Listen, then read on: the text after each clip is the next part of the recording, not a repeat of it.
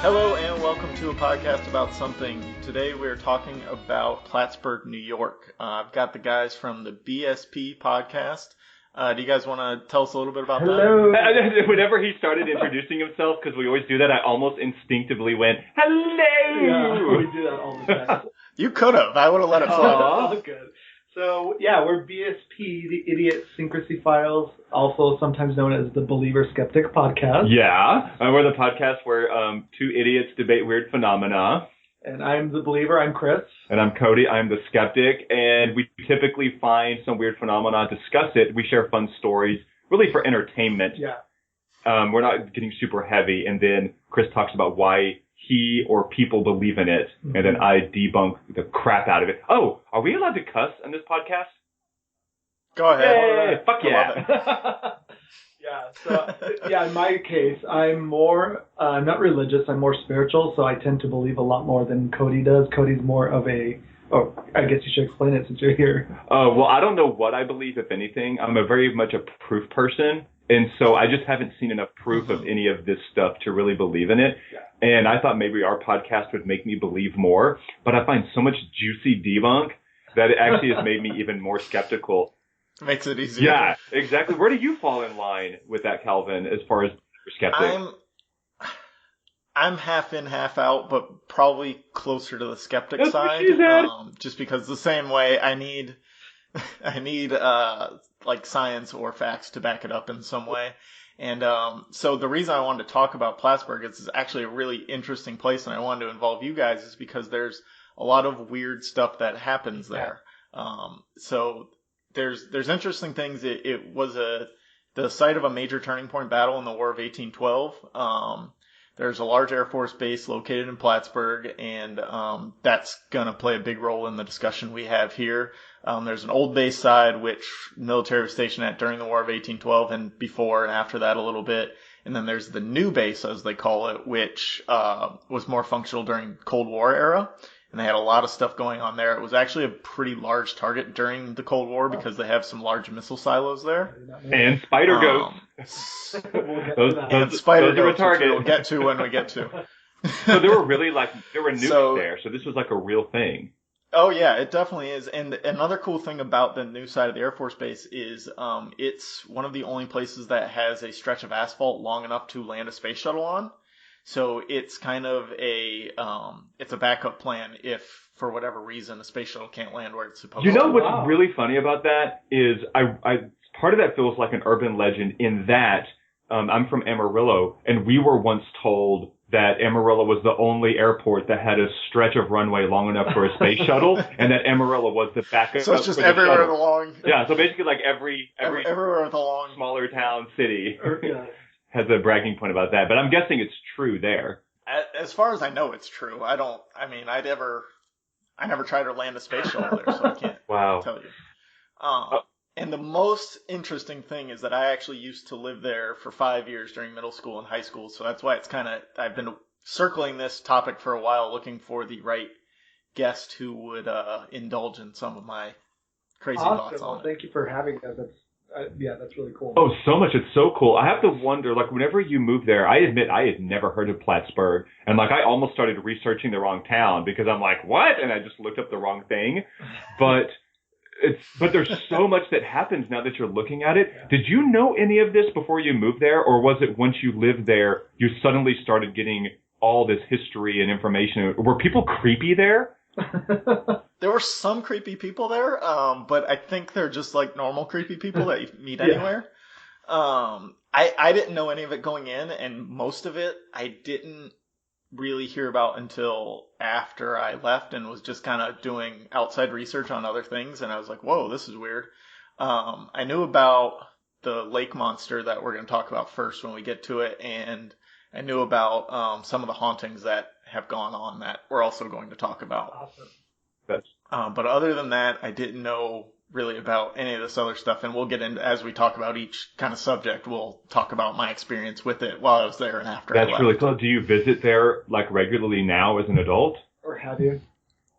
I haven't in a while. I used to go there every year when I was in college. I would go there and take a ski trip pretty much, but I haven't been back in 8 years Yeah, probably. it's a pretty small town. I'm looking here at the population as almost 1,200 as of 2010. 12,000? I mean, 12,000. 12,000. A 12,000. Yeah, 1,200 seemed very A small. population of 12. I think that Chris. That sounds a little low. It's bigger Yeah. than that. When we lived there, it was in the 30,000s. Oh, wow. Oh, And I doubt it shrunk that much. So it might be surrounding area. I might be including surrounding area, and you might just be like looking at city limits. So it's a. It says the town is Go ahead. about 12,000, and then the population for the immediate Plattsburgh region is about 32. so you're right on. Okay. Yeah. Yeah. I have to say that the only reason Chris agreed to this is because it's Plattsburgh, is because Ben Platt is his big celebrity crush, Whatever. and they You're have such like a the liar. same last name. That he was like, Platt, I'll do it. That's such a lie. You don't even, he just bullshitted that right now. Yeah, I did. It sounds like I found the right people there. Yes. So we're going to start. We have 4 categories to go through.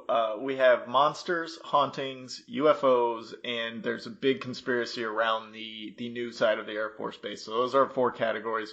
We're going to start with monsters.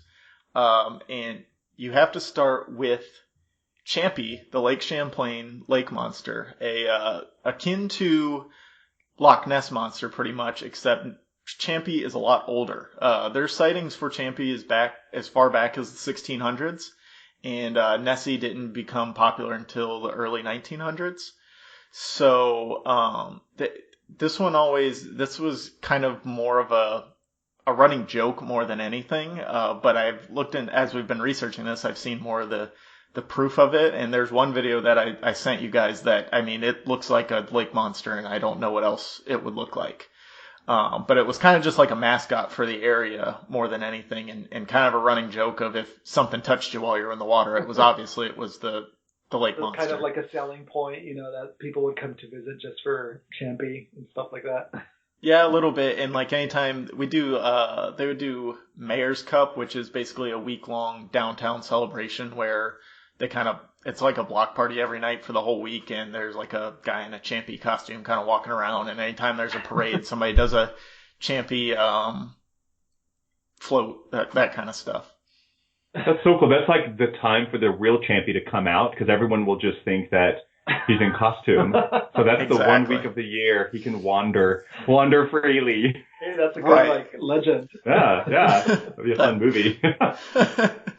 Yeah, so the other thing I thought was weird that I found in my research is the main Champy expert vanished mysteriously in 2007, and his website was just dead. All his phone numbers were dead. Everything was just gone. So it was like he was getting too close to something. Oh, so like there's a thing like that they something took him out, but that would involve like Right. a conspiracy about the government. Like the government knows that a Right, monster they're trying to hide exists. Champy. Yeah. Yeah. Wow, but how could you hide him in that? That's really weird. That's really interesting. I'm betting that he ended up debunking himself and he got embarrassed and Just quit. gave up and deleted everything. Yeah. It could be. It was a lot easier to do in That's it. 2007 than now. That's true. True. That's very true. The internet has ruined all this stuff for us believers. So what do you guys think on Champy? What did you find in your research that maybe I haven't mentioned yet? Well, I actually have a couple things that I found that I thought were interesting. And then I also have a debunk that I also want to share too, Okay. whenever we're ready. Go ahead. So I'm first, good whenever you are. So Champy for me was interesting. Champy, not Champy. Champy. Champy. Oh, Champy. Champy. Though you do say the Lake Champlain. So say it again. How do you say the lake? It's Lake Champlain, but it's Champ or Champy. Oh, Champ or Champy. Okay, Champy. My bad. So there are a couple of reasons why I really liked it. I thought it was a cool story. Is that first, that this isn't like, as far as evidence, it's not really a sighting, but it said here that they had the recording of sounds from within the lake by Fauna Communications Research Institute in 2003. So I guess they recorded sounds like officially, and they said that they actually recorded sounds similar to those produced by beluga whales or dolphins, even though neither of those are known to live in the lake. No, those don't live in lakes usually. Yeah, exactly. But they said that they actually recorded sounds that sounded like that. Those are sea animals. Like, Yeah. how would they even get into a lake? Don't know, but that was one of the things that I thought Lake was really dolphins? cool. The lake dolphin. So that's why it's kind of an evidence for the existence of Champy, is that there's Awesome. something in the lake that doesn't sound real. And then the second thing that was really cool was there's this thing called the famous Mancy photo. And it says here that in July 5th, 1977, Sandra Mancy of Bristol, Connecticut, she knelt on the shores of Lake Champlain, and she took a picture that is widely touted as the best lake monster photograph ever taken. So not just Champlain, but any ever taken. And if you look at it, it looks pretty ridiculously real. And I thought that was really cool. I've got that one up now, and I'll link to this into the video that I hinted at earlier that shows basically what looks like a lake monster just going in front of these people's boat. So I'll link to both of those when this episode goes up, so you guys can see it and tell us how you believe in it too. Yeah. Oh, cool. Well, before I debunk, did y'all have anything I wanted to throw in or add, or do you want to go ahead and hear what I think? I didn't know much about Champy. I actually had heard about him on another podcast that I listened to. They talked. The whole episode was dedicated to him, but there's a whole episode dedicated to Champy. Yeah, I gotta check it out. Yeah, you definitely do. It's Graveyard Tales. Oh, okay. Yeah, I've seen those guys. Yeah, that they did a whole episode on him because they did this past month they did Lake Monster Month, so they had a different lake monster every week. Oh, that's cool. Yeah. So check those guys out too. Yeah, they're cool. I like them. But after y'all and then after us. Yeah, they can be third or fourth in line. Right. So go ahead and debunk our hopes of ever meeting our faithful 400-year-old lake monster. Champy, well, I guess the one that's more interesting, so I'll just do that one, is that photo. Because I was looking at the photo, and it's pretty crazy. It looks pretty cool. Yeah. Well, it says here that Sandra Mancy has always maintained publicly that she threw away the negative. And I am from kind of that era. Do what? That's a bad look to not have the negative. I coincidentally just lost it. Exactly, and it says here, and I agree, it's a very unusual practice for the period, because during that era of pre-digital cameras, most people kept the negatives in case you needed duplicates. I grew up in that era, and it's true, I don't ever remember our family throwing away negatives, and it says it's especially baffling given that she took a picture of what she believed to be a prehistoric creature in the lake, arguably one of the most important zoological photographs of the 20th century. So she knew what she was taking a picture of, and then she was like, oh, well, I threw away the negative. You also grew up in the era of your camera, though. You whore. Well, you can tell in the picture that she's not it's not in the background or anything. That's what she's taking a picture of, basically. Yeah, totally. Oh, right. Oh, but it sounds like she knew. Mm-hmm. Kind of. I don't know. But there was also a discrepancy in that her husband, when they talked to them separately, gave a different story. And he said they actually burned it because their experience had been somewhat fearful. So they were scared of what they took a picture of, so they burned it. However... That sounds fishy to me, too. No pun intended. Why didn't you burn the real picture also, then?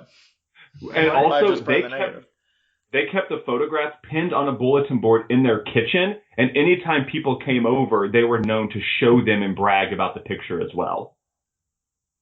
That just sounds like a cry for attention in my opinion. So they burned this thing they were scared of, but they're bragging about it, but she didn't keep the negative of something that was that important. So that whole thing to me just rings really weird. Yeah. And so that was kind of why I think that was kind of a scam. Yeah. I'll give you that. Yeah. So Calvin, do you believe in Champy? No, probably not. This one video that I'm gonna link is my biggest proof that maybe it's there, but because it's just a video would be much harder to fake, and I think the video was taken in 2009. Yeah, so that would be kind of hard. Just the way the thing, whatever it is, moves through the water, it would be pretty hard to fake. You couldn't get a person to swim through the water in that way. But at the same time, it's kind of far away and grainy, and I believe in the myth of Champy, I think, but not in the actual Champy. Okay. Yeah, I've always said this, and I've explained this in previous of our episodes too, is that, it's not the ocean, but it's still a body of water, and a lot of bodies of water, there's still a lot of things that are undiscovered, that are yet to be Mhm. discovered. So I believe in the possibility of it, should I say.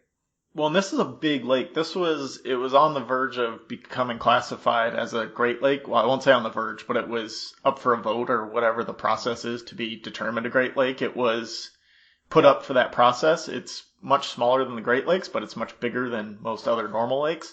And it does, through the St. Lawrence River, it does run into the Atlantic Ocean too. So there are some throughways of weird things being able to get in there. And it's pretty large and would have a lot of undiscovered territory, I would think. Uh-huh. So there could be dolphins and beluga whales in there. It would be a big swim for one of those guys, though. They'd have to go through Canada and everything. And they have to go from being salt water to fresh water. Yeah. They'd have to adapt somewhere along the St. Lawrence River to being able to live in fresh water. It can happen. Wow, that's really cool. We actually just watched the video, and it doesn't look doctored.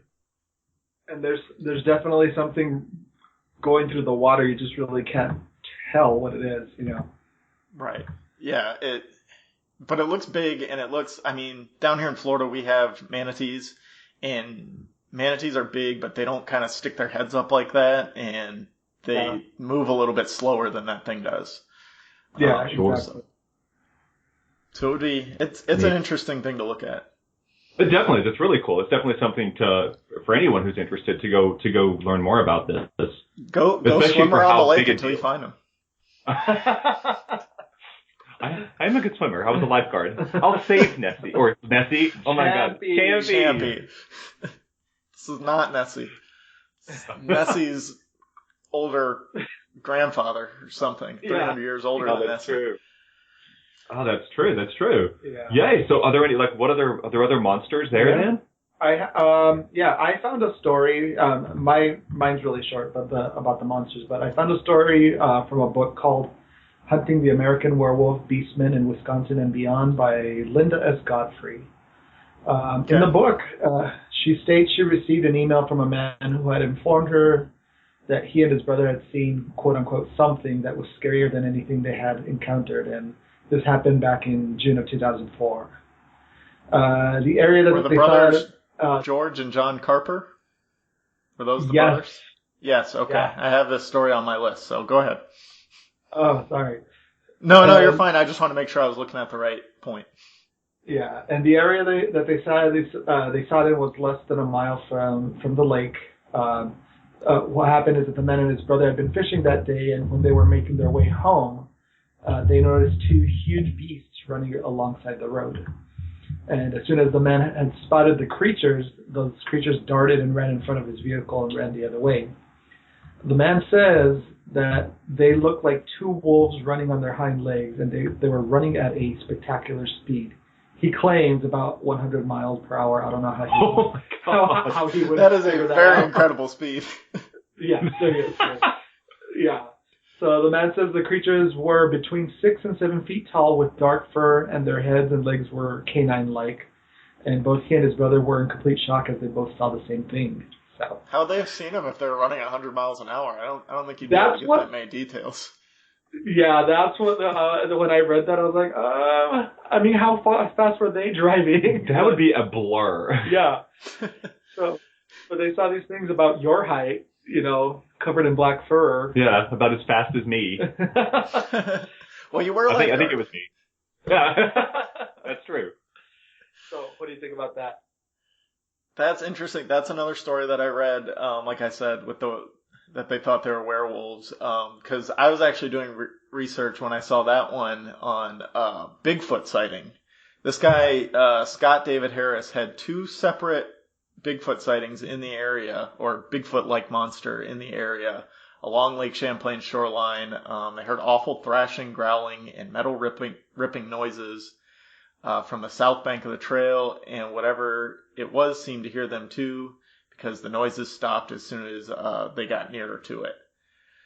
He didn't get a good look at the creature in the dark, but as his friends ran off, he stuck around long enough to, I'm terrible at reading, guys, I'm sorry. That's all good.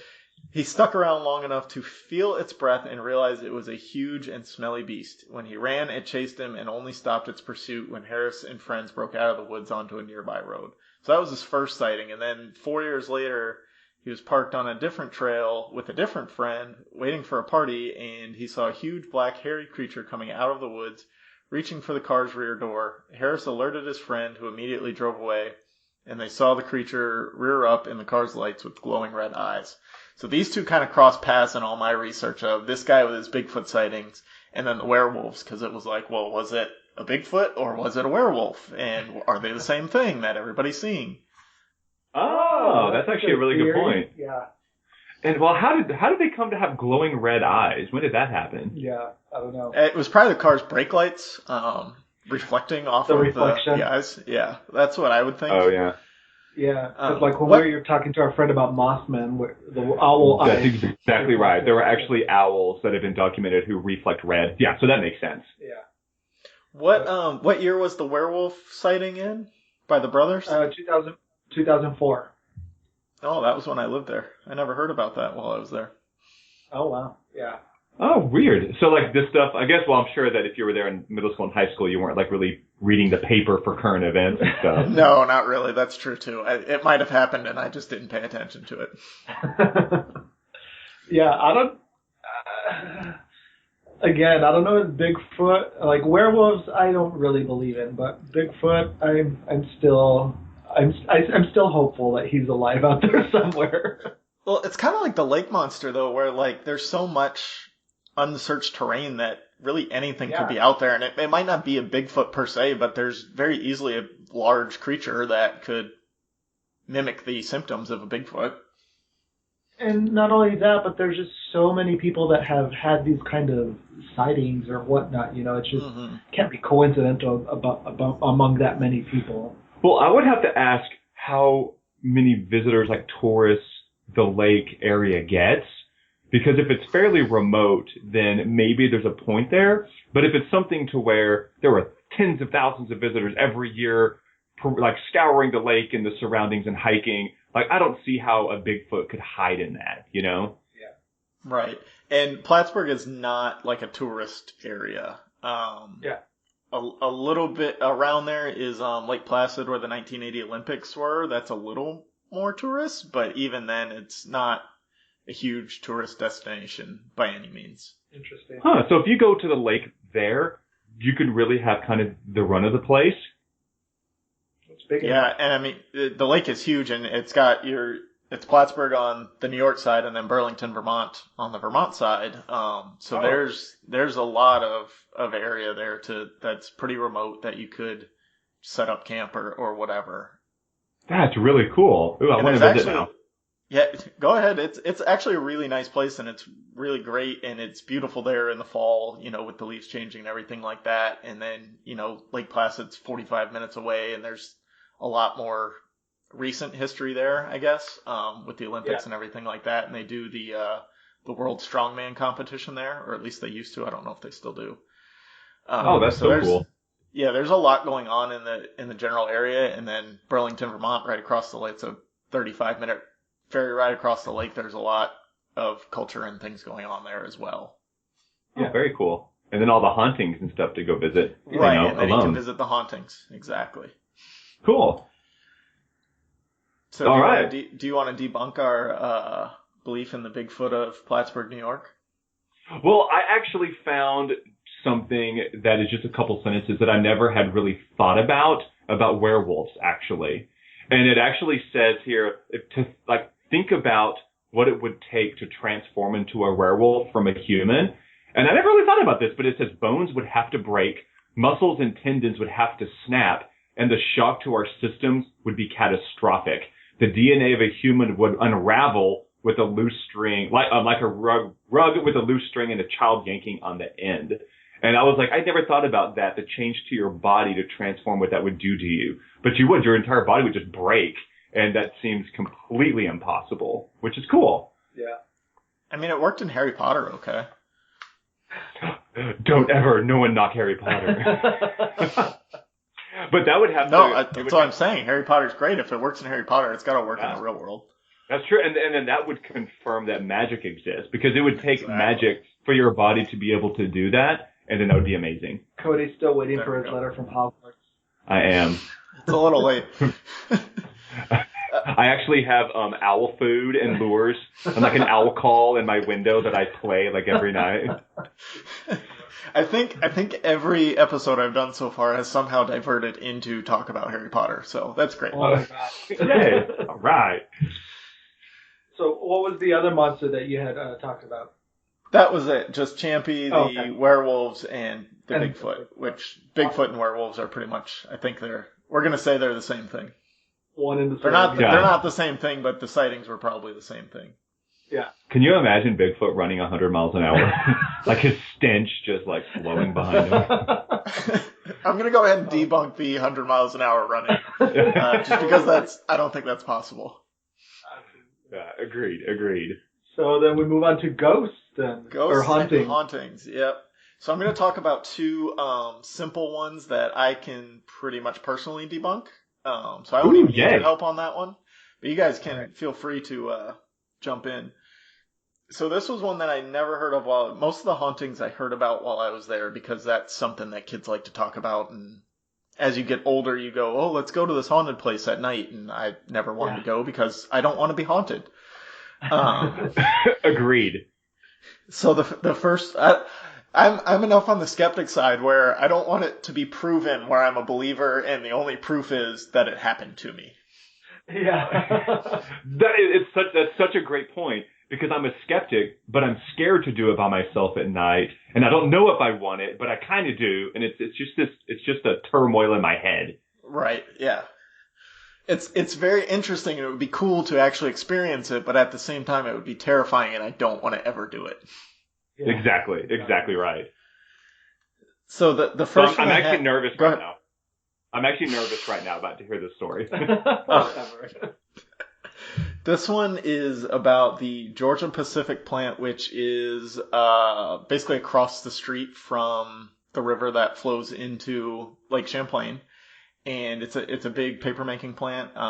And people would report in the general area of the plant just disorientation, dizziness, and they'd hear strange sounds all around them, and they kind of just couldn't get their bearings. And then once they'd get away from the plant, they'd kind of snap back to reality.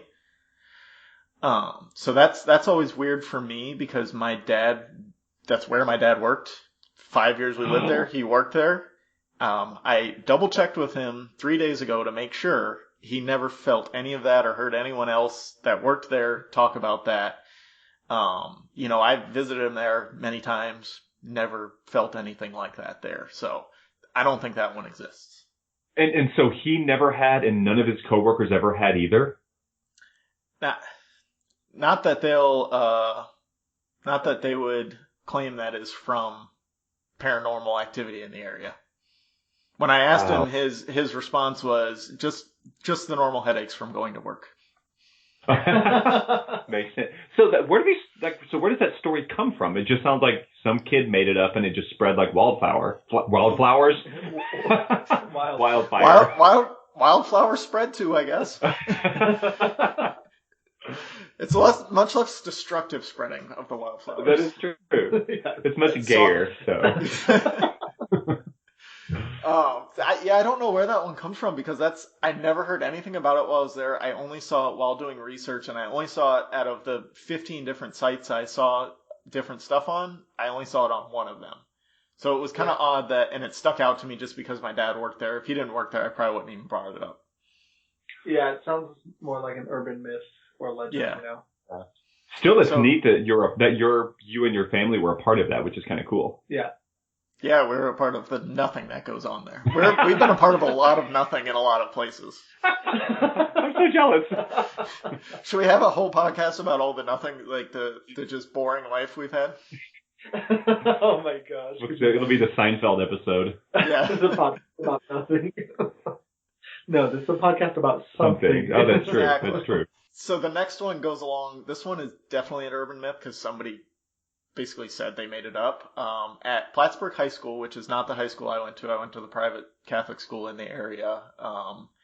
instead of Plattsburgh High School, but I went to the middle school, so a lot of my friends went to the high school. Basically, there is a urban legend around the campus that a boy named David was killed on the campus or killed himself on the campus. And to this day, he wanders the campus bumping into freshmen and, just causing some havoc. This is one I never heard. I had a lot of friends at the school. No one ever mentioned the David ghost. And then somebody a few years or like 30 years after the myth started circulating claimed, they made it up and he just made it up and it kept getting passed down. Oh, that's too bad. Yeah. It's actually, how does the ghost know they're freshmen? If he only bumps into freshmen and somehow he knows. Well, he was a freshman, so anybody who's the same height as him, that's who he bumps into. I'm so glad I was tall. Yeah. Chris, you were screwed. Whatever. Seniors would get really mad because he'd bump into them and they would be like, hey, I'm not a freshman. He was like a ghost bully. Like, that's so mean. Yeah. A little bit, yeah. Oh my gosh, he would have picked on me. That would be the worst, to be picked on by the live students and the dead ones. Like, that's how unpopular I was. Oh my God. That even the ghosts would come after you? Yeah, exactly. Oh, David, no. So yeah, that one's been debunked. I just thought it was funny because that's another one that, like, these two happen in a close vicinity to things I was around and I never heard them. Oh. Yeah, and so like you said, your friends, no one had ever heard of that. And then, when did they say the person who started the rumor, when did they start it? I want to say in the 70s or 80s.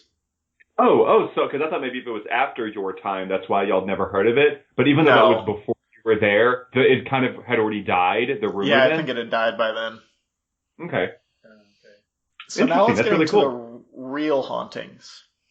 Yeah. So, I guess the Air Force Base, do you have some information on the Air Force Base itself, or? Yeah, so the Air Force Base, go ahead. Oh, is that where we're at now? Are we at Air Force Base? Air Force Base. So this was, like I said, it was definitely around for the War of 1812. I didn't look into the whole history of the Air Force Base, but it was definitely there for the War of 1812. People have reported cold spots, strobe-type lights, flashing around, apparitions of children. There's a window in one building that they just can't cover it no matter how much they try. There's alarms and typewriters working on their own when they shouldn't be. People hear gunshots and loud bangs randomly throughout the night. Police officers have had to, patrol the area just as part of their patrol. And I read one story where there was basically a new police officer in the area. He called in like a backup call at one point because he heard some of this stuff. And the two guys that showed up were like, "Oh, that's what you heard and saw? That's just the ghost. Don't worry about them." And just left. Wow. Oh my gosh. That's crazy. The biggest one is people hear horses and soldiers marching in formation and doing drills basically. Wow. War of 1812 style soldiers basically. Yeah.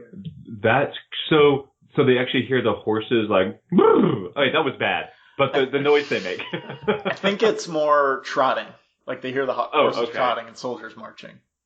Clapping. Yeah. Wow. Well, I also heard that, or I read that the crematorium on the base is based in Building 666. Yes, and that's true. That they hear a lot of things in there as well. They can sometimes smell smoke coming from the building. Mm-hmm. That was one between that and the barracks. Those were the two places to go, check out on your ghost hunting. When you were 16 years old, that's where you would go to try and get haunted. I never went at those times, but one of the big ones is the old gym was supposedly a morgue during those days, which it wasn't. That's been disproven time and time again that it wasn't actually a morgue, but it was the insane asylum, I guess. People hear screams throughout the night. They hear weights being moved around, sounds of people walking upstairs. So this is one that I have a personal story from because I played basketball there a lot. Cool. I didn't ever play with any ghosts. That would have been cool. I probably could have used them on my team. But it would be weird. Yeah, that'd be a good it'd be like Air Bud, but the next level of Air Bud, really. Oh, that's true. I was thinking of Space Jam. Space Jam, yeah. Yeah, like but with ghosts instead of Looney Ghosts Tunes instead or of something. Yeah. So yeah, we used to play basketball there. I didn't experience anything too crazy, but in the basement where the morgue supposedly was, like anytime you'd go down there at night, it did feel very weird. Like I remember, because that's where the locker rooms were, so you'd have to go down into the basement area, and like you couldn't get out of there fast enough because you just had this weird feeling the whole time you were down there. Yeah. Interesting. Now, so you've experienced that feeling yourself. Yes. And had you already heard all these stories before that? Because I'm wondering if hearing all those stories already has your imagination going, and that kind of ends up creating, like, your body kind of goes haywire and kind of fakes these feelings, trying to, because of your mental state. That's the skeptic. So I'm trying to think 15 years ago of had I heard all this, when did I hear everything? As far as the morgue and the old gym, I don't think I had ever heard of that while I lived there. I think that's something I kind of found out later. I knew about the building 666 and the barracks, but I didn't know anything about the gym part of it. And it was always pretty crowded when I was there, so it wasn't like I was just down there by myself.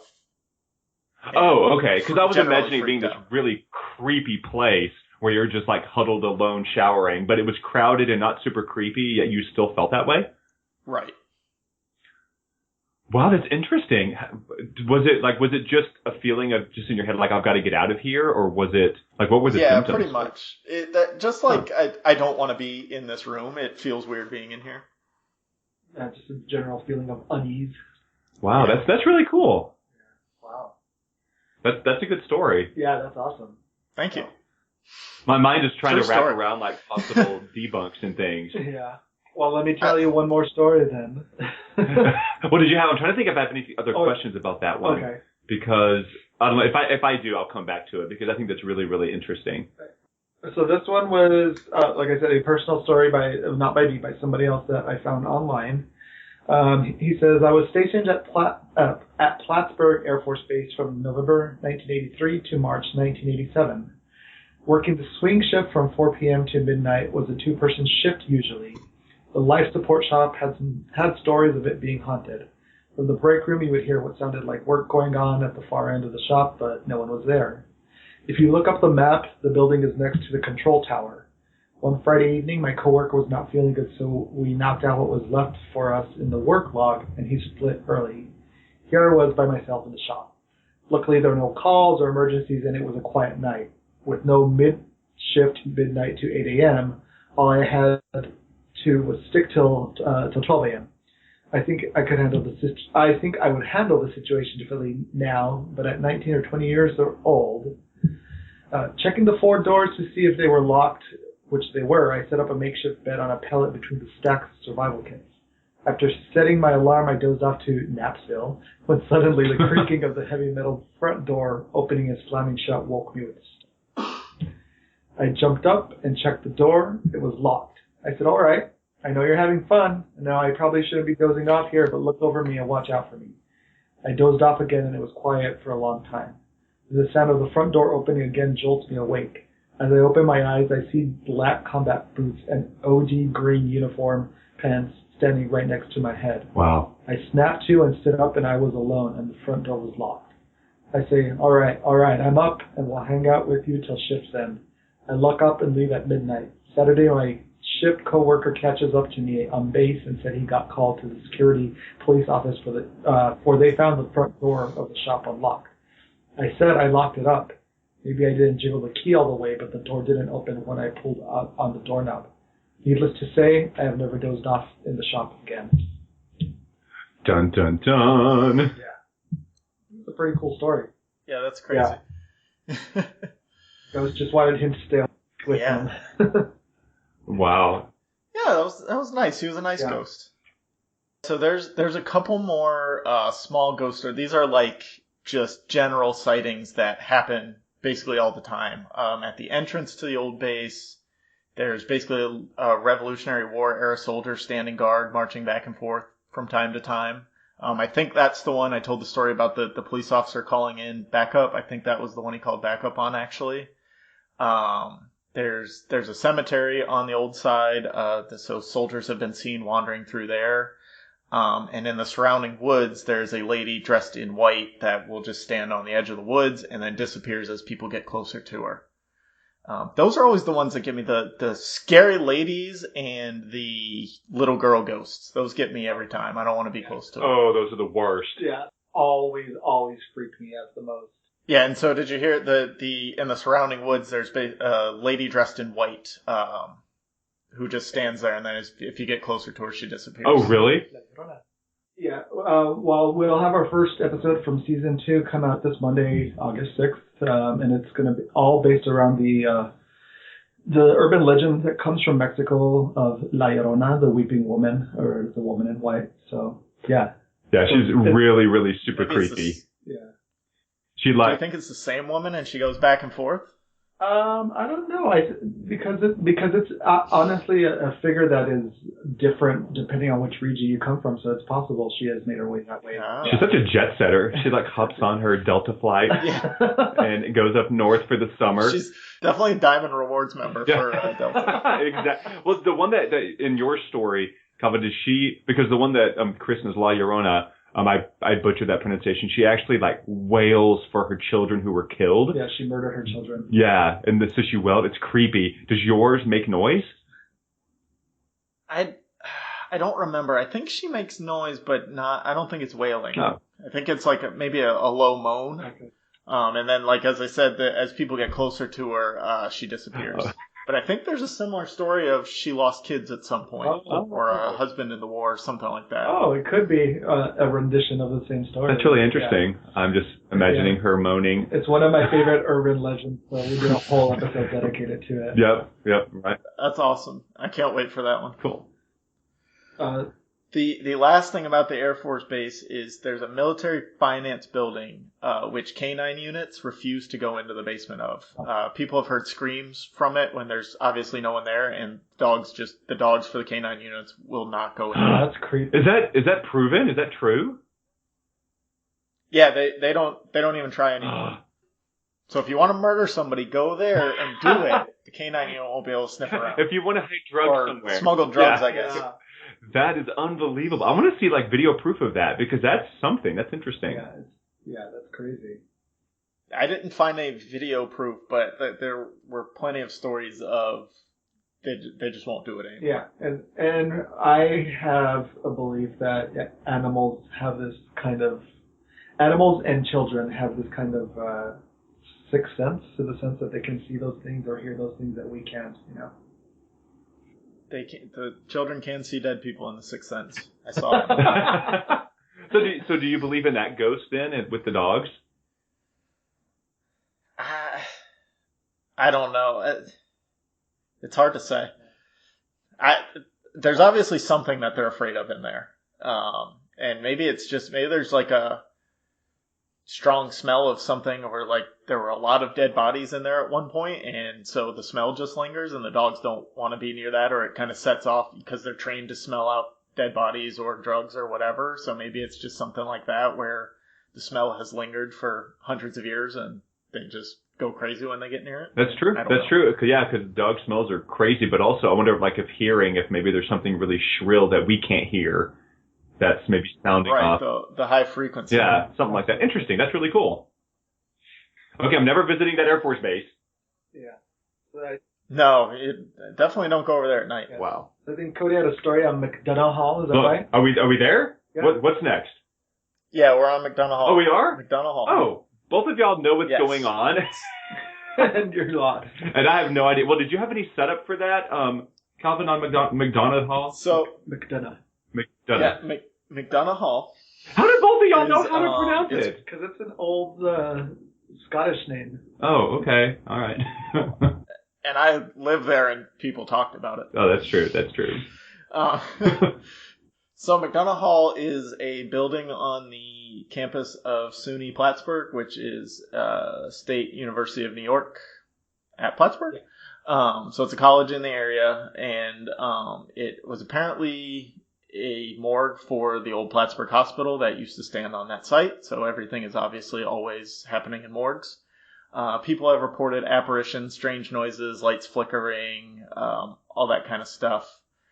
And I have the background on it, but I don't know. What was your story on it? Well, I can give where I think Go ahead. The thing that I had that I thought was just funny is, I had also that it was common knowledge that it was once the old morgue. And then I also have here that all these hauntings are believed to stem from before the hall was built on marshland that was once there. And it said in 1949, construction that's what I had. Turned up the bones and headstone of wife of Benge, Vaughn, and daughter of Nathan and Roseanne Averill, died December 12, 1812. So basically this hall was built on a morgue ground? And on a burial ground. And then there was also a murder that supposedly happened there. The family's old butler, there was like a wealthy family that had mental issues and killed a young girl, hiding her body in the attic. And that's why my thing that comes out of this is, the moral of the story is, maybe don't build a dorm on top of a burial ground and a morgue and a murder site. That's probably a good plan. So this one this is another one that I have personal experience with. Ooh. There's a set of tennis courts right next to this building, and this is where we would have tennis practice for my high school. So anytime we needed to go to the bathroom during tennis practice or tennis matches, we had to go in that building. So you've been inside of it? Yes. Ooh. Multiple times, because I have a tiny bladder that I have to go to the bathroom all the time. So I was always in there. I never heard or saw anything like lights flickering, or I didn't hear any like banging or screaming, anything like that that's been reported. But it was kind of the same weird feeling as I talked about in the locker rooms from the base gym. I didn't want to be in there longer than I had to be. So it was always, you'd go in there and just want to get in and get out. And luckily the bathroom was right there where the entrance was, so it was pretty quick in and out. I didn't get to explore very much to find the ghosts. So to let all the listeners know, this is the 6th call that we've done back and forth, and each call records as a different file. And I'm gonna have to. We're both having internet issues on both ends, so we're gonna have fun putting splicing this all together. I'm excited. Oh god. Well, my stepsister in Texas just tagged me in a Facebook post and was like, "Is this you?" And it's basically a live feed of a massive dust storm, haboob, rain thing blowing into Phoenix right now. All right. yeah. So good times. Anyway. Yeah. So, but we're still here. We're talking about McDonough Hall. Yeah, McDonough Hall. Okay, I can say it. So when you were in there, so it's a dorm, right? So tons of people live in there. So there's lots of just human activity going on. I don't think I ever saw another person in there. I don't know. So like. We would go in the side entrance to use the bathroom, and that is on a lower floor, which I don't think the dorms were actually on. I think it was all like offices and maintenance rooms and this bathroom. So the main entrance is, I want to say 2 stories up, because there's a big hill that drops down to where the tennis courts are and where the side entrance is. So the main entrance is about 2 floors up from the street. And so like I said, there was never anyone down there. So you had to like take the creepy ass hidden entrance. Right. Okay. Probably right where the burial was dug up. That's probably right where our entrance was. yeah, exactly. Like, that's exactly where the morgue was and where the murder happened. but the murder was in the attic. Oh, that's right. So it's just basically from ground to ceiling, just bodies and death. Is it something where, like, but the hall is still active with people though, right? It's not like abandoned. No, yeah, as far as I know, it's still in use. Okay. So it definitely was when I lived there 15 years ago. I mean, a lot could change in 15 years, but I haven't heard anything about it closing. Yeah, so it's probably fine. So I didn't have really a story about McDonough Hall, but I did a debunk for it. Mm-hmm. That I thought was fun, but also I am such an idiot. I kept looking up sunny Plattsburgh, and I didn't know it was a university. SUNY? Yeah, for like half an hour. SUNY. And I thought it was, and I was like, sunny Plattsburgh. And I was like, why do people keep saying this? And then I finally realized what was going on, and I felt really stupid. It's a whole array of colleges across the state of New York, actually. Okay. Oh, SUNY. Okay. Got it. I'll have to look it up so I can actually sound, smart. But I actually, done that before the we first, started this. You're the funk. No. But the first thing that I thought was funny about this, where I was like, where it talked about how bathroom lights turn off and on and toilets flush. And I was like, I'm sorry, but if you're living in a dorm with hundreds of college students, you're fucking playing jokes on each other 24/7. I lived in the dorms, and anywhere I was at, lights would come off and on. Toilets around would flush for fun. Like, people just mess with you. Yeah. And so I thought that was just really interesting that they call out these really normal things in a college dorm. Like, this is a paranormal. But on top of that, I actually found reports of a guy named Michael Dwayne. And he was in the class of 1980. He's now a tax attorney in Pennsylvania. And it says here that he admits to making up and telling all those stories to freshmen. And he said that the rumors just perpetuated and blew up from there. So it's a person actually admitting to starting all of it. Interesting. Yeah, and that's like the David at the high school too.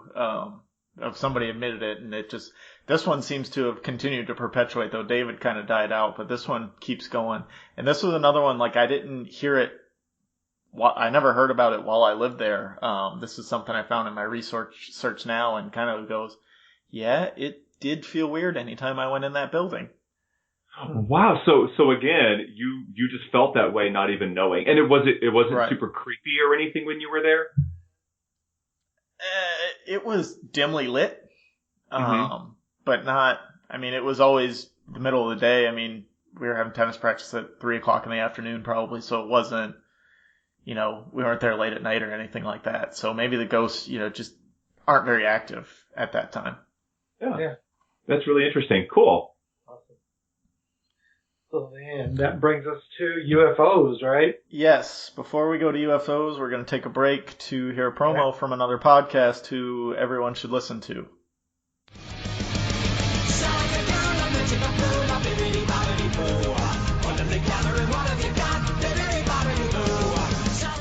Hi, this is Dustin.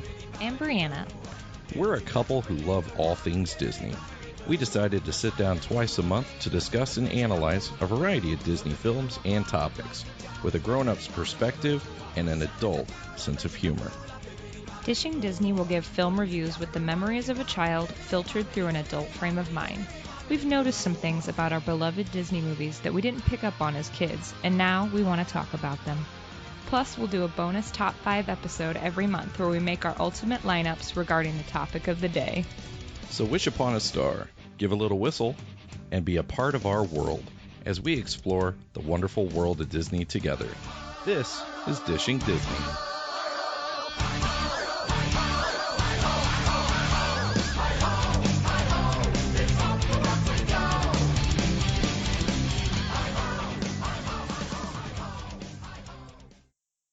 So we're back. Check out that podcast that you just heard a promo for.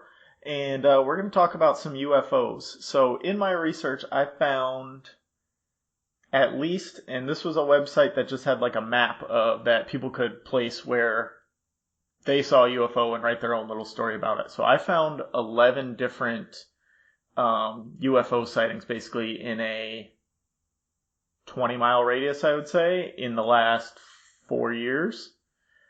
Which to me seems like a high amount, but I don't do a lot of UFO research, so it might not be, and people who see UFOs are sometimes crazy, so it could just be the same guy writing different stories every day. That's true, and we haven't actually covered UFOs on our podcast either, so that's something that we're going to have to research as well. Keep in mind, Yeah, UFOs are exciting if they're real. So I have 11, but I'm not going to read through each one because we'd be here all day because I'm terrible at reading out loud. But I'm going to read this one. This was Plattsburgh, 2017. We were driving along the road at around 1:30 in the morning listening to music and have been down this road before at night, so we know what it's supposed to look like at night. There's a lot of bad grammar in these, which doesn't help my inability to read. For some reason, on that night, it was different, unlike any other. We were driving along Lakeshore Road in Plattsburgh. The speed limit was 55. As we got closer to the beginning of the road, we saw a blinding white LED-style light hovering over the water. Nobody was around because it was so early in the morning, so it was not a drone. It was a UFO. It was approximately the size of a large truck or a school bus. We drove by it terrified. After getting so close to it, we could see the underside of the object. We drove away fast because we were scared. When we came back on our way home, it had vanished. So that's pretty crazy.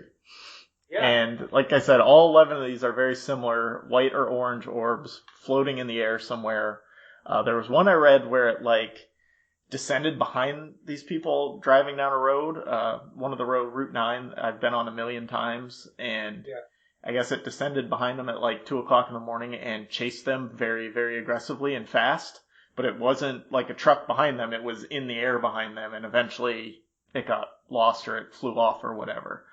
That was one of the crazier ones that I saw. Wow, it's so funny to say it got lost. It's funny to think about an alien race having technology to come here and a truck losing them while they chase them from the air. Well, they could have disappeared. Well, the truck was being chased, and then the UFO flew off. Yeah. Oh, okay. Oh, because I thought you were saying like the truck actually managed to lose the UFO, and I think that would just be really funny. Okay. I was like, wait a minute, these dumbass aliens can't even follow a truck. They have technology to make themselves invisible. Yeah, that's true. It's weird to me thinking of UFOs being that small, because I always thought, if you have spacecraft here, they're going to be housing quite a few people, but it's as big as a truck.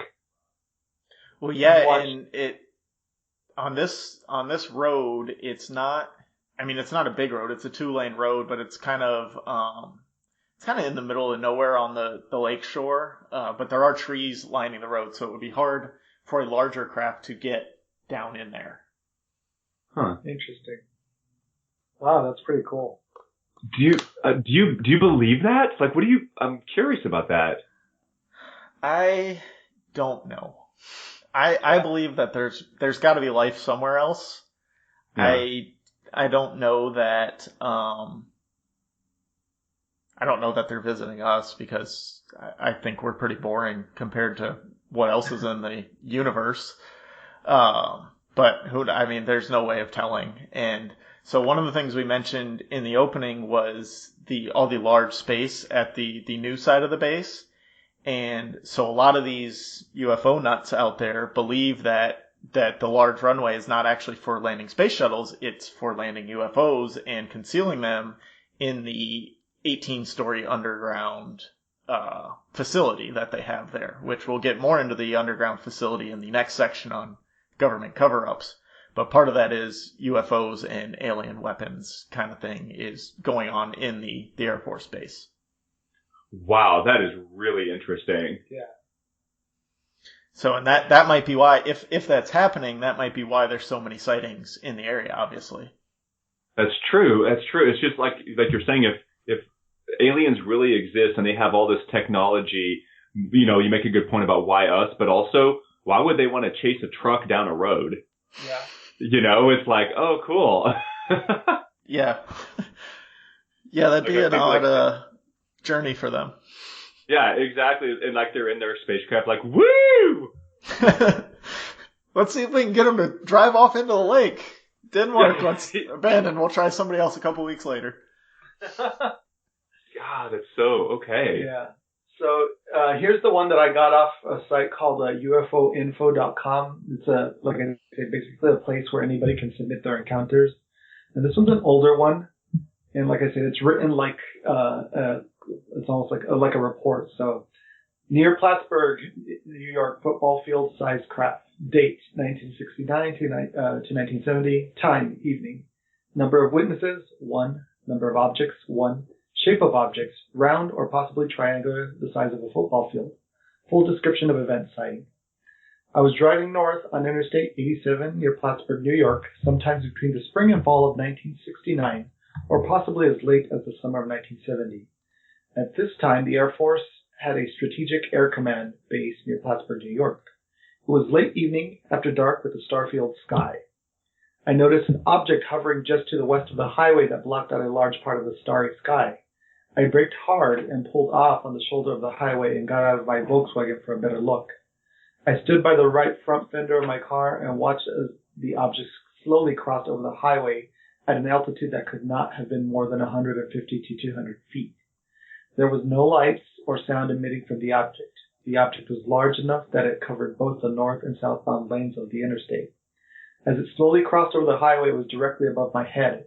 It was so close to me and so immense that I cannot say its exact shape. It could have been round or triangular, and at least the size of a football field. Wow. It took all of 5 minutes or more to get a couple hundred feet past the edge of the interstate. As I watched in awe at this monstrous craft, it suddenly sped off at an incredible rate, heading in a southeasterly direction. When it did so, it was out of sight in less than a second. I immediately got in my car and drove to the nearest phone booth. I asked the operator to connect me to Platsburgh Air Force Base, telling her it was an emergency. A male voice answered the call, and I related what I had just seen. His response was not much more than to tell me that, quote, "We have not had any other reports and have not seen anything out of the ordinary here," unquote. They thanked me for calling, but it was obvious that he was not at all interested in the event. Thank you to the witness for the report, Brian Vike, Director, HBCC UFO Research. Wow. See, with me and Cody have slightly discussed this before. He has more of a belief in this phenomena than I do. I'm not too sold on aliens and UFOs as of yet. I mean, I feel like, I think I agree with you, Calvin, that I feel like there's so many planets, so many systems out there that I think we can't be alone. But as far as seeing UFOs here like that, I don't really believe in that, because I feel like that's so big and like so monumental that how could that, I mean, I don't know. I feel like it would be almost impossible to escape that leaking out if we're seeing that much stuff. Right. It would take way too much to cover up. Like, it's one thing that, all right, this guy called, but like, he's not the only guy that saw it. There's got to be 50 people that saw it, and you can't silence everybody because you don't even know everybody that saw it. True. I agree with you 1,000%. You said that a lot better than me. That was good. I'm going to have you be debunking for us. It doesn't take a lot to make up a conspiracy theory. It takes a lot to hold a conspiracy theory because so many people, it's like, it's not just one person is in on the conspiracy. It would take so many people that it would be impossible to keep a story straight. Right, exactly. I totally agree. Yeah. Having said that, I want to read one more UFO sighting from Morrisonville in 2015. Morrisonville is the small suburb, even though Plattsburgh is not very big. It's just a small community outside of Plattsburgh that I actually lived in. So this was, my wife and I were coming home from, not my wife, this is the story from Morrisonville in 2015. My wife and I were coming home from McDonald's with dinner around 5:55 p.m. and my wife saw the bright white circle in the sky. We had seen one a couple weeks prior, and it seemed to follow us home. There were two in the sky this time. One followed us and one hovered above the tree line and stayed there. My mother and stepson saw it this time too because I ran in the house to get my binoculars. My stepson noticed it was a diamond shape. His eyes are better than mine. It was very bright but looked like a circle without the binoculars. Before we got home, one of the bright white ones was on my left side, driver's side of my car. My wife and I were watching, and the reddish-orange one appeared out of nowhere and appeared to crash to the ground at high speed. After we all watched the hovering one for around 30 minutes-ish, we went in and had dinner and watched a movie. That seems odd. We decided to go drive towards the one that crashed, and the hovering white one was gone. We also couldn't trace exactly where the other one went down. It was exciting and scary at the same time. We will continue to watch for them. Unfortunately, my camera was not charged, but I will have it on standby for now. So that one's weird. Like, in 2015, everybody's got a cell phone and would have it out videoing and taking pictures. Right, exactly. And who would be like, whoa, that was crazy. And then they sit down for dinner. And then an hour later, then they're like, well, maybe we should go check that out. Yeah, I'm sure it's still there. If it was a UFO and there's this big government conspiracy, I'm sure it's still sitting there waiting for us an hour after we finish our McDonald's. Yeah, our hamburger helper can't wait. McDonald's. Oh, McDonald's. I love that it was. Yeah. She's like approximately 5:57 p.m. in 30 seconds. Maybe the aliens wanted McDonald's. Maybe they did. That's gourmet food to them. Or maybe they were trying Exactly. to escape it. And then it's him, his wife, his mother, his stepson, and all these people are involved. You got to keep getting all these people to back you up, otherwise it's never gonna. If it was just I saw it, nobody would believe you. It's Yeah. like, let's sit down for dinner first, though, before we go see Yeah, it. you and know? no one has a cell phone. No one can record. Okay, that story is so fishy. Yeah, It's a good one though. Now, did you guys get? I just sent you on Skype a link to a picture someone took in 2008 of what appears to be a UFO. He's opening it up right There it is. Okay. All right, we found the picture. So you can't tell where this picture is taken or how high off the ground. And this one, I would almost say, looks like a drone. But in 2008, drones weren't very personal drones weren't very popular. Yeah. Of course, the picture was uploaded in 2015, even though it says it was taken in 2008. So that could really mean anything. Wait, so this little squiggly, that's the whole picture? That's the whole. Yeah, it's that little squiggly with the lights The around blue it. lights, yeah. That's the UFO. I'll link that one in the episode tweet too, so everybody can look at this UFO. It looks like someone took a string of Christmas lights and just tossed it in the air and then took a picture of it.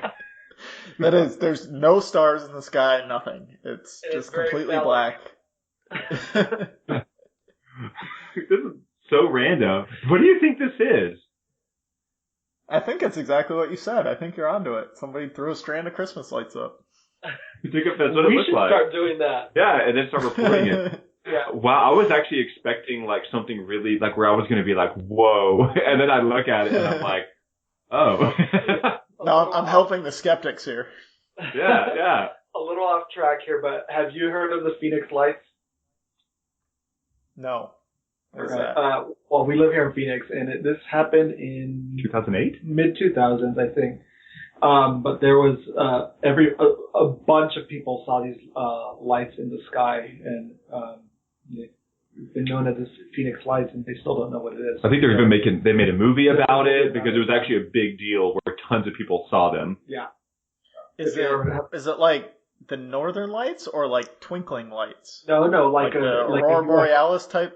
No, like a UFO. Like I think it was a UFO sighting. Yeah.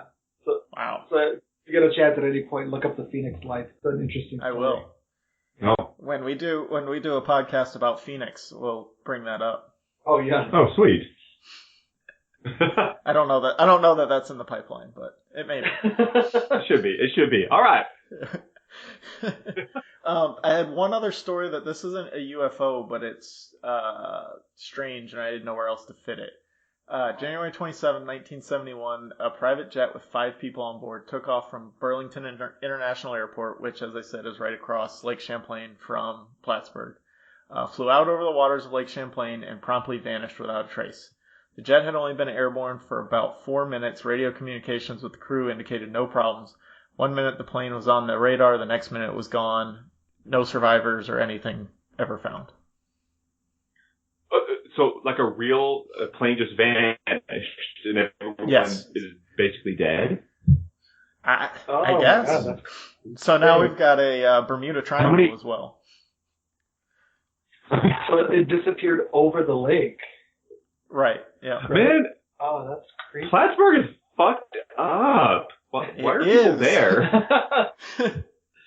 Wow, That's why they that's I why I guess thought they it was so hid- crazy. There's so many different things. What was that? Yeah, this is wild. Wait, so they searched the lake, they searched everywhere, no Mayday calls, nothing. It just vanished. Just vanished. Wow, did they say how many people were on board? 5 passengers or private jet with Oh, 5 so it was people like on board. it was like a little Cessna or something. Yeah, small aircraft. Yeah. Okay. But Wow. Still. Very Yeah, that's very so easy great. for those to go down though. Investigators found no trace of the 10-passenger plane and no evidence of an oil slick in the portion of the open lake. 4 days later, the lake between Vermont and New York froze over, sealing all the clues underneath until spring. The 1-week intensive search had ended. Eventually, April 1971, debris, including a tire and a rim believed to be from the plane, washed up on shore, but were not enough to pinpoint the location. Also found were a window frame assembly, latex insulation, radio compartment components, and an oxygen tank. Some items matched the assembly line inspection plates corresponding to the aircraft. So then they started it. Then there was another 17-day search that ended, finding nothing. Huh. Yeah. So it sounds like, even though it mysteriously vanished and never was seen from again, they did recover parts from it. Parts that they think are from it, yeah. They think they're, oh, okay. Your list kept getting longer, so I was expecting you to be like, and then they recovered the body. No, nothing like that. Oh, wow, that's cool. Very significant. Maybe that was a government conspiracy. Yep. Maybe, which segues us into the Air our Force last Base section. government cover-up. Yes. Ayo! This is the part me and Cody don't know anything about, so I'm excited to hear this.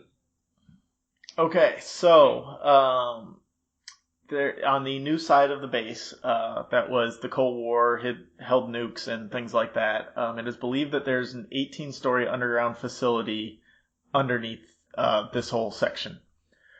They believe that there's a tunnel system that connects, all this 18-story system between all the buildings that are above ground.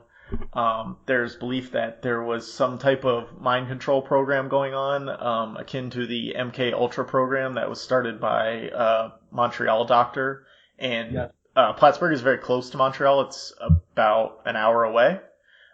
So the thought is that once he got caught in Montreal, he moved to this site and started doing what he was doing there. So the first thing I want to talk about is the tunnel system, because I can actually confirm that there is somewhat of a tunnel system. My high school moved from our old building to one of the buildings on the Air Force Base my junior year. I actually helped with moving the school over the summer between my sophomore and junior year. And while doing that, we kind of just poked around the school during off times. And there are definitely tunnels. They were very shallow, and there were 3 entrances, I want to say, in the building we were in. But they were very small, and I was very scrawny as a 16-year-old, and there's no way I would have been able to fit in between them. We always assumed it was like a type of escape into a bomb shelter or something, not a bridge to some sort of mind control facility. But there definitely is some tunnel system within the base. We couldn't get in any of the tunnels. So it's like this whole underground trail under the Air Force Base then, with all this stuff going on. Yeah. So I guess I have to ask, so your school moved and was on this creepy-ass Air Force Base? Yeah, so the new side of the base, there's no hauntings there. That's just where the mind control went. The old base, which is a couple miles away, is where all the hauntings are. I see. But so how hard were these tunnels to find? Did you just walk in and they're just right there, or did you have to actually do some digging to find them? There was the one I remember best was in the assistant principal's office. He had kind of a walk-in. I want to say it was a barracks. During operation, it was the barracks. So this must have been a senior leadership room or something, because there was a kind of a walk-in closet within this office.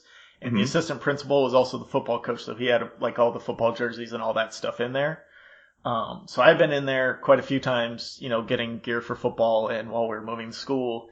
And there was one in there, and it was just basically a metal grate over the top of it. And while we were moving to school, we picked up the grate, and I jumped down in it. And at that time, I was probably 5'9", and it went up to my waist. The hole directly there. And then there was another one in one of the classrooms. I think there were 2 in classrooms. Kind of tucked away in the corner of the classrooms. That's really interesting. But my skeptical mind says if there were these secret tunnels and it's all conspiracy and the government was doing awful or illegal things, They're just They going to wouldn't let let a a bunch of high school school come kids and there? build right on top of it? Yeah. Well, or Oh, we didn't build. We they're used letting one of them the just existing cover it up. buildings. Yeah, Yeah. but they just let you use it. Right. Without being like, maybe we shouldn't let this high school use our illegal tunnel system. Yeah.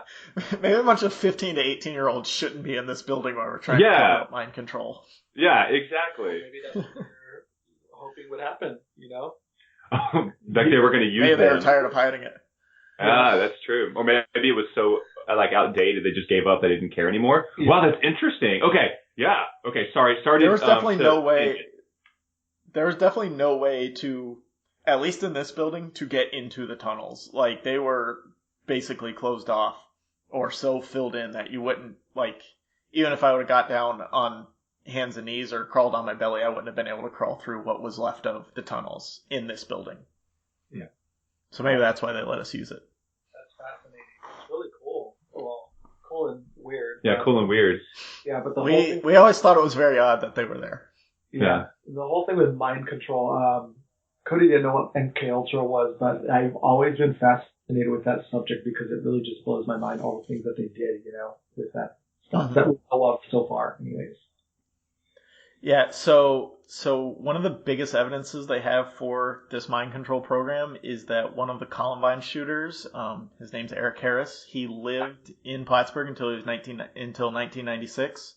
I believe the Columbine shooting happened in 98. I think so, yeah. I think. Yeah. So they lived there till 96, and his dad worked in the base until 1994. And I think the base shut down operationally in 93, if I remember from my research. So the question is always, you know, why did they stay there those extra 3 years where his dad wouldn't have had a job and before they moved to Colorado? And so they think that that this kid was a subject to this mind control or these tests that they did. Oh. And this was one of the things that I actually was primed on. Like when I first moved here, that's like one of the things they tell you. It's like, okay, yeah, we're in Plattsburgh. It's pretty boring here. There was a big ice storm in 1998. Nobody had power for 3 days, and one of the Columbine shooters used to live here. Wow. There's no mention of mind control, but they mentioned that the kid lived there. Wow. So that was like the first week I lived there. Somebody told me that. Now that's a conspiracy theory. It's, oh my god, that's My jaw just dropped when you were... I never knew any of that. Yeah. That is unbelievable. Yeah. So that's and when they told me that kid lived there, I was just like, all right, whatever. It's a big world. It's possible. But then as I've done more and more research into the area and like learned about this, and it's like, well, he lived there. His dad worked on the base, and then he goes and shoots up a school. That's if you want to do the math, you can do the math. Well, was there any, like, I guess, psychological studies or even just witnesses that said, wow, this kid was actually really nice and cool and fun, and then after a couple of years in Plattsburgh, he suddenly was very different? Like anything like that? Well, as far as I know, he grew up in Plattsburgh, and then they moved to Colorado right before, 2 years before the Columbine shooting. So it would have been, I don't know. I haven't seen anything on that. I haven't done a lot of research into his life. But I don't know. That's crazy, though. That is so interesting. We are so doing a podcast on this MK Ultra thing, Chris. Yeah, Just saying. Yeah. So yeah, that's fascinating. It's very interesting. Do you believe it? Do I believe that there's an 18-level underground complex where they're brainwashing people, or do I believe that the MK Ultra program existed? Both. I lean more towards the MK Ultra probably existed, and because they were doing tests with like LSD and mind control, and they were trying to see what they could do with those kinds of drugs. I don't know that I believe that there's an 18-story underground facility in Plattsburgh that's housing UFOs and a mind control program. So I think Chris agrees with you on the MK Ultra thing because he was nodding along. Yeah, absolutely. But because there was, do we want to talk about spider goats? Yeah, because I was thinking of that movie with The Man Who Stared at Goat. Isn't it all about that as well? I have no idea. But I think spider goats. Yeah. Oh, it is? It's about spider goats? No, it's the.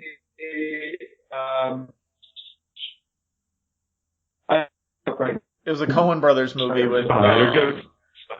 Yeah. Yep. Bridget, Ewan McGregor. Yeah. There were a lot of Yeah, people it's about in mind it. Yeah, it control. was about they got mind controlled, yeah. Yeah. So that's it. Wow. Yeah. All right, Spider Goats, doing whatever Spider Goats do. Tell us all about Spider Goats. Oh, I know nothing. I'm waiting for you. Oh, No, you have. gotcha. You have a little... So, the base was apparently home to 112 spider goats for several years in the early 2000s, which again is when I lived there, and I don't remember any spider goats, but I didn't go lurking around the base either. These goats were genetically engineered to produce spider silk or silk steel. The goats were slaughtered in 2003. The base was closed for over 6 years at that time, and the goats were held in weapons bunkers. This is well documented by the local newspaper. Got worldwide attention in an article in Forbes magazine. The goats were euthanized due to profitability problems. Nexia, the corporation in charge of the program, said they had come up with a better genetically modified goat and were facing high economic losses, yet the U.S. military was exceedingly interested in using biosteel for armor. The Pentagon surely wouldn't have let this program fail. Nexia supposedly ended operations in 2003. That's all I have on the spider goats. So apparently they were able to produce this super strong steel material. This is unbelievable. Wait, so there were articles. Is there actually a confirmed? Like they actually confirmed? Yes, there are spider goats, and we killed them.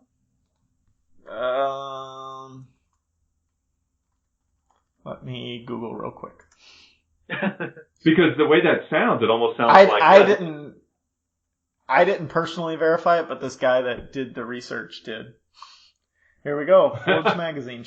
Charlotte's goats. In a concrete bunker on a mothballed Air Force Base in Plattsburgh, New York, 2 Nigerian dwarf goats named Millie and Muscade joyfully munch grass and slurp water. Oddly, they are protected from intruders by security guards and razor wire. So this is in Forbes, written February 19th, 2001. Wow. So these goats definitely existed. I'm not going to read the whole article because I haven't read it yet to get the major points, but they definitely existed. Wow. Okay, that's unbelievable. I can't believe that. I thought that that the whole spider goat didn't really exist. It was just a conspiracy, but they really existed. Wait, so that whole thing isn't even a conspiracy. That's just a true story. But that part of it's a true story, yes. But it goes on with the conspiracy of why are the goats there if the base has been mothballed for 10 years almost at this point. So I think that's more why it fits in with the conspiracy. I see. So the entire Air Force Base was shut down, but I guess there's all this rumor that there's still activity there.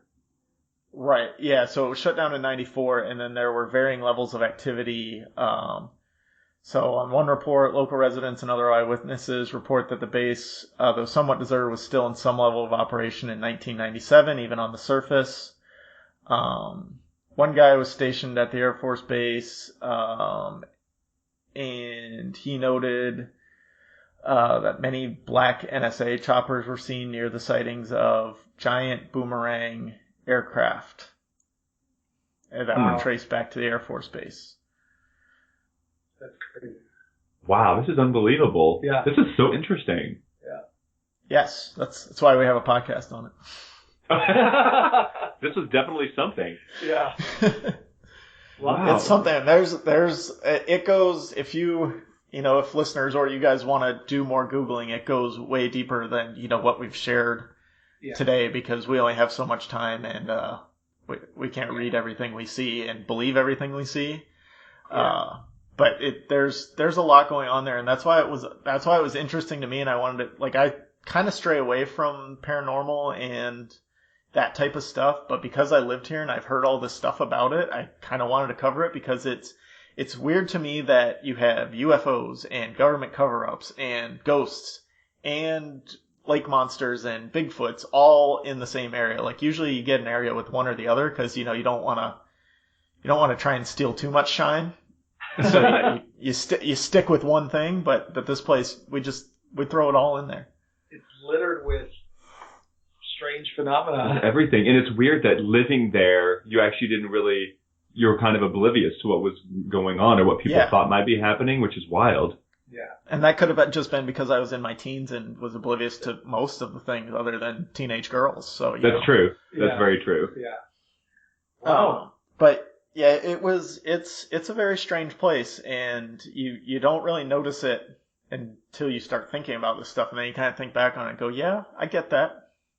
But like it'd be like if Roswell, New Mexico, all of a sudden was like, oh yeah, we also got Bigfoots all around. We have the aliens, but we also have Bigfoots, and there's ghosts all over the place. Don't worry about them.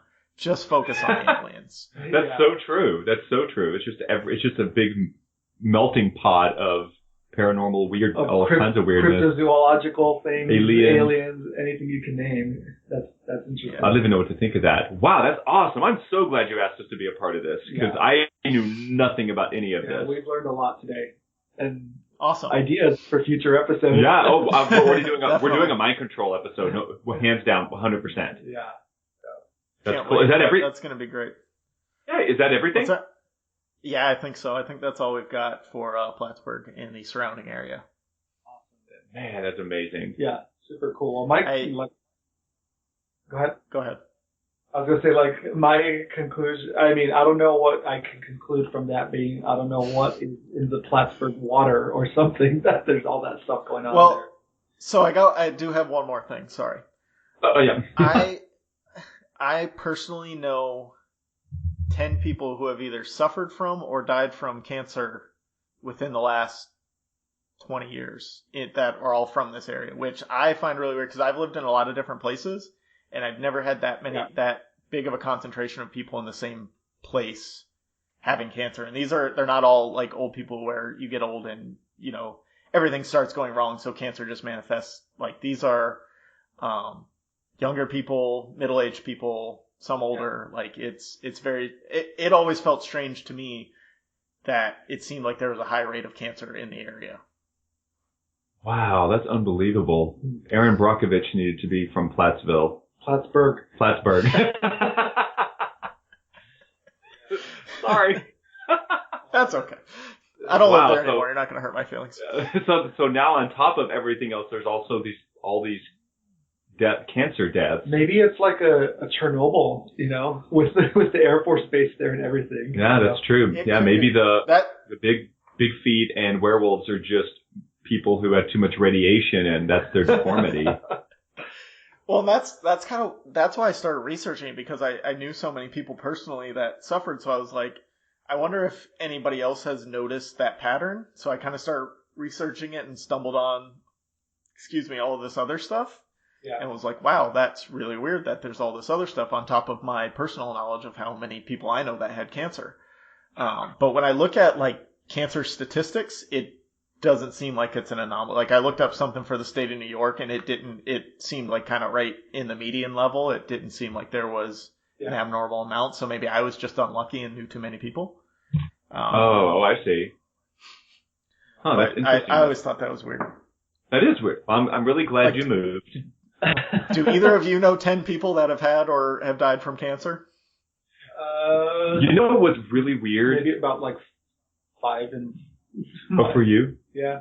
Well, I feel like for me, I actually didn't really know anybody, but in the last I would say 2 years, tons of people. Well, Perry, and then like my friend Paul, my dad, like there were all these people suddenly in the last couple of years that have developed cancer.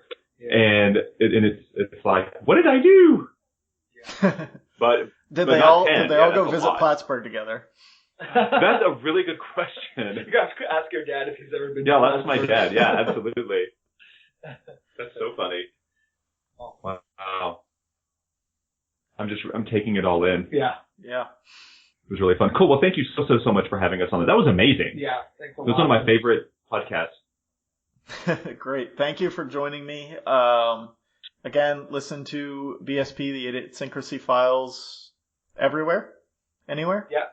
Yeah, they can search us by looking for BS Pod PHX, as in Phoenix Radiation, BS Pod PHX. If you put that into any podcatcher, you can find us that way. And on Twitter, Facebook, anything like that? Everything is BS Pod PHX, Facebook, Twitter, Instagram. Website, bspodphx.com. Yep, that's us. Awesome. So check these guys out if you want to hear more paranormal and believer skeptic debate. Yeah. Awesome. Yeah. Well, thanks again. Yeah, thank you again. Thank you guys for coming on. All right. Bye. Bye. And now it's time for 2-minute ISO. For today's 2-minute ISO, I'm going to talk about the upcoming Venom movie that I believe is dropping in October. A new trailer just came out a few days ago, and it looks really cool. I love Tom Hardy, so I'm excited to see what he does with this character. It looks like, he's going to stumble upon these these scientists already experimenting with the symbiote, which, is cool, but I really wish that they could have brought in the clock tower scene where Eddie first bonds with the symbiote in the Spider-Man comics and the Spider-Man cartoon and pretty much everywhere else, because that scene is just amazing and iconic. And to not have that kind of seems like cheating a little bit. And I know Spider-Man's not in the movie, but I think they probably could have worked it in some other way. And, they might still, he might stumble across the lab and then some of it gets out and finds him in a clock tower of a church. I don't know. It doesn't look like Eddie Brock's going to be as much down on his luck as he is at the time in the comics when he comes across the symbiote, but we'll have to wait and see. Venom's pretty interesting because Eddie Brock, he wasn't out to be evil. The Venom symbiote embellished that, I guess, in him. He just had this hatred for Peter Parker and Spider-Man at the time because of all the crap he had been through up to that point. Kind of going against Parker and Spider-Man kind of causes him some turmoil as well. So the symbiote seeks that out and enhances it in him and turns him into a murderous psychopath. So, it'll be interesting to see how the movie differs from that. I don't know, because of that, maybe they should have gone with Flash Thompson instead of Eddie Brock, but maybe they're thinking because Flash exists in the MCU, but Brock doesn't, it's easier to use Brock, so then we don't have this crossover of characters. And we've seen Eddie Brock before. I thought it might have been cool to see Agent Venom, as Flash Thompson, and maybe that's how they bring the symbiote into the MCU, is by bonding it with Flash Thompson, who's just kind of a nerdy douche in the MCU. So that would be kind of interesting to see if he becomes Agent Venom, but who knows. My last thought on it is Riot is the main villain. I don't know much about Riot. I'll probably do some research before the movie comes out.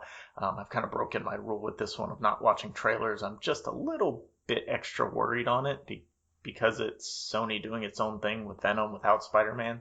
So I've been kind of trying to keep up with the trailers, and so I'll do some more research on Riot and try and figure that out. But I think towards the end of the movie at some point we're going to get a tease for Carnage, or at least Cletus Cassidy, just, kind of setting up, because you can't have these movies without setting up the sequel at this point. So I think that will be the main antagonist for a second movie. That it looks like they're staying away from Carnage and Cletus Cassidy in the first one, and maybe you bring that on in the second one, which, we'll see how that works out. But Cletus Cassidy is pretty crazy. And you'd have to go for an R rating, I think, if you're including him. And I'm not sure off the top of my head if Venom is going for an R rating or not, but if you brought in Carnage, you would definitely have to. That's all I've got for Venom. I'm really looking forward to it in October. I'll probably go see it opening weekend and do another update there. If you're on iTunes listening, make sure you subscribe and rate and review, all that good stuff.